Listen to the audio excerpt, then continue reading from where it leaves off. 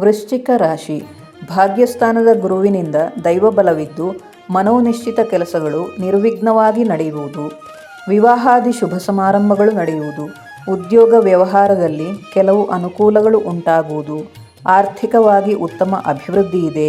ಮನೆಯಲ್ಲಿ ಶಾಂತಿ ಸುಖ ಸಂತೋಷ ಲಭಿಸುವುದು. ಉಳಿದಂತೆ ಪಂಚಮ ಸ್ಥಾನದ ಶನಿ, ಅನಿಷ್ಟ ಸ್ಥಾನಸ್ಥಿತ ರಾಹುಕೇತುಗಳು, ವರ್ಷದ ಉತ್ತರಾರ್ಧದಲ್ಲಿ 3 ತಿಂಗಳು ಕರ್ಮಸ್ಥಾನದ ಗುರು, ಕೆಲಸ ಕಾರ್ಯಗಳಲ್ಲಿ ವಿವಿಧ ರೀತಿಯ ಅಡಚಣೆಗಳು ಎದುರಾಗಿ ನಿರೀಕ್ಷಿತ ಫಲ ಸಿಗದು. ಸ್ಥಾನಮಾನಾದಿ ಹಾನಿ, ಧನಹಾನಿ, ಅಶುಭಗಳ ಅನುಭವ, ಸಂತಾನ ಸಂಬಂಧ ದುಃಖ, ಸಹನೆ ಕಳೆದುಕೊಳ್ಳದೆ ಸ್ವಸಾಮರ್ಥ್ಯದಲ್ಲಿ ಭರವಸೆ ಇಟ್ಟು ಪರಿಹರಿಸಬೇಕು. ಸ್ಥಾನಮಾನ ಹಾಗೂ ಉದ್ಯೋಗ ವಿಸ್ತಾರವು ಈ ಕಾಲದಲ್ಲಿ ಸಂಭವಿಸುವುದು.